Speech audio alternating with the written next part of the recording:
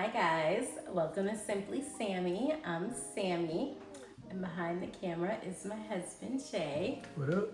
So it has been 4 years since we've moved in. So some of you have asked for another house tour. So this video is just going to be a 4-year house tour, just as a reminder of where what we started with and where we are now. So we do have some projects coming up. We will be adding one to our deck.